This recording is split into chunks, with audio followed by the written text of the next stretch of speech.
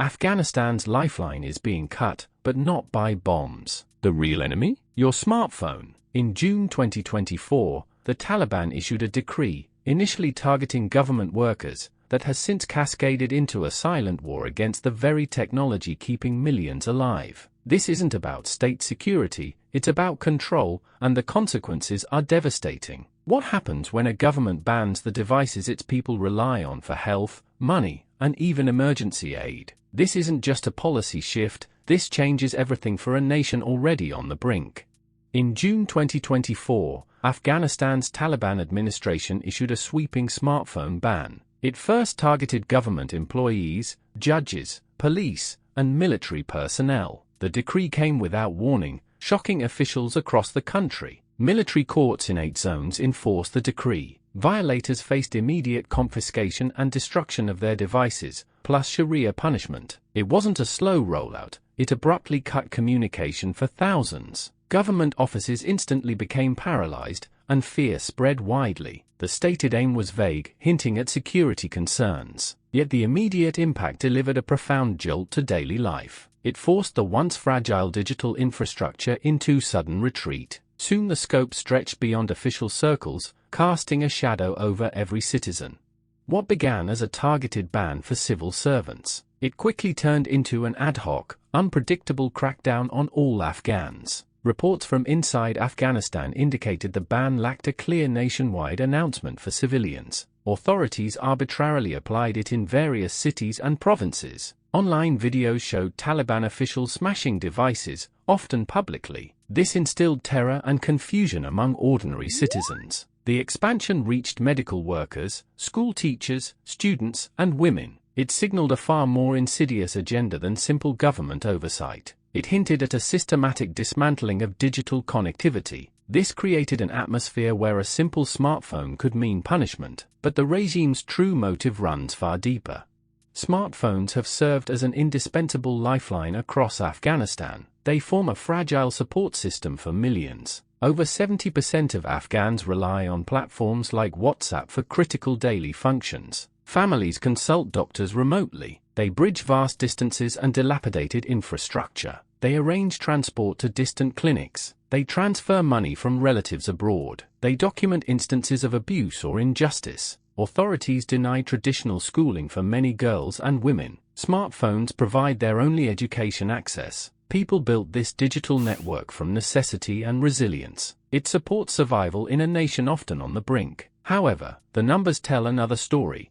Consider Fazona, a 40-year-old midwife. She serves 10 remote villages in Mokor district, Ghazni province. Until June 2024, worried mothers routinely sent her smartphone photos of newborns. The photos showed rashes, swelling, or skin infections. These images let Fazona quickly assess urgency and prioritize who needed immediate, in-person care. But since the ban's enforcement, Fazona stopped using her smartphone out of fear. She now relies on a costly, less reliable landline. "I cannot be everywhere at once," she stated. She highlighted how a simple photo once provided crucial, life-saving information. The lack of that visual aid delays diagnosis, and critical care for vulnerable newborns hangs in the balance. And that decision would prove far more dangerous than anyone realized.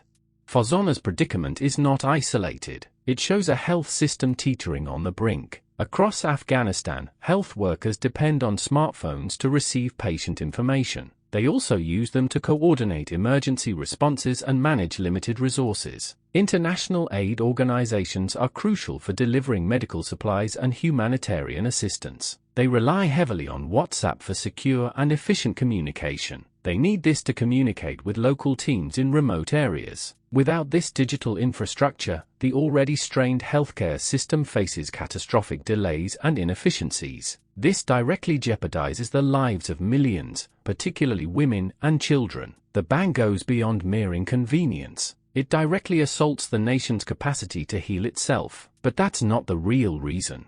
The economic impact of the smartphone ban extends far beyond personal inconvenience. The country has formal banking that is often inaccessible or mistrusted. Mobile money transfers facilitated by platforms like WhatsApp provide vital service for families. Families need to receive remittances from relatives working abroad. These funds often serve as the sole source of income for survival. Small businesses, micro-entrepreneurs, and informal traders have also integrated smartphones into their operations. They use them for communication, marketing, and payment processing. Disrupting this digital economy means severing crucial financial lifelines. This pushes more families into destitution. It further destabilizes Afghanistan's already fragile economic landscape. The ripple effect promises widespread poverty. Then investigators found something nobody expected.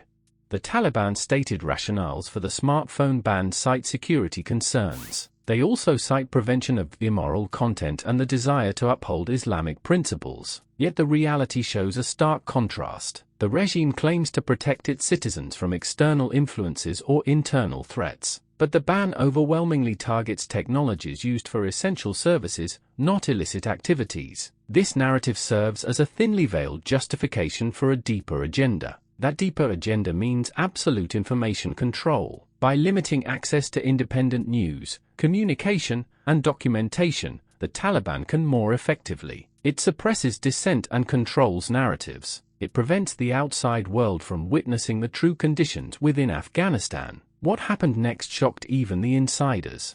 The smartphone ban operates as a potent weapon of social and political control. By restricting digital communication, the Taliban effectively isolates the population. This makes it exponentially harder to organize, share information, or document human rights abuses. This digital iron curtain prevents independent reporting from reaching the outside world. It also stifles any nascent internal dissent. It forces citizens back into traditional, easily monitored communication channels, or it cuts them off entirely. This systematic dismantling of digital freedom forms a calculated move to solidify power. It ensures the regime dictates not only what its citizens can do, it also ensures the regime dictates what they can think and know. The long-term implications for civil liberties amount to immeasurable. Many factors have severely compromised the operational capabilities of international aid organizations. Already navigating immense challenges in Afghanistan, these groups depend on robust, flexible communication networks. They use these networks to coordinate emergency assistance and track supplies. They also manage personnel across vast, often dangerous territories. WhatsApp has end-to-end encryption and group messaging capabilities. It serves as an invaluable tool for secure and rapid information exchange. Without it, logistical nightmares escalate. This delays critical aid deliveries. It also hinders real-time assessments of humanitarian needs. The ban effectively places an additional, arbitrary barrier between suffering communities and the assistance. That assistance could save lives. However, the numbers tell another story. Beyond health and economics, the smartphone ban delivers another devastating blow to education. Authorities have severely curtailed access to physical schooling for countless Afghan girls and women. Taliban decrees have caused this. Smartphones offered a critical, often sole, avenue for learning. Online courses, educational apps, and remote tutoring provided a glimmer of hope. That hope looked toward a future beyond illiteracy and enforced domesticity. Severing this digital connection systematically strips away these last remaining educational opportunities. This condemns an entire generation to a more uncertain and restricted future. The long-term societal cost of this intellectual isolation amounts to immeasurable. It perpetuates cycles of poverty and subjugation.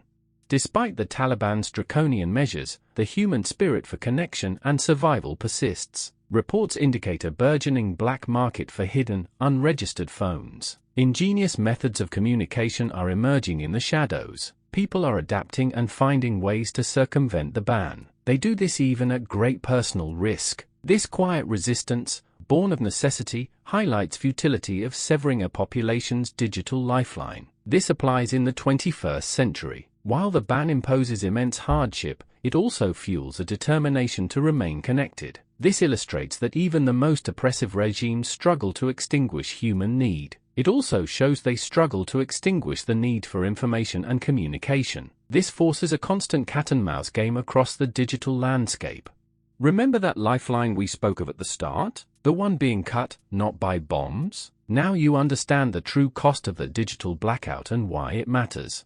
The story of Afghanistan's digital blackout is far from over. If this deep dive into geopolitics, technology, and human survival resonated with you, consider joining our community. Hit that subscribe button, like this video, and share your thoughts in the comments below. What do you think the long-term impact of this ban will be? Your engagement helps us bring more untold stories to light and continue our mission of analytical, premium content. Stay informed, stay curious, and we'll see you in the next one.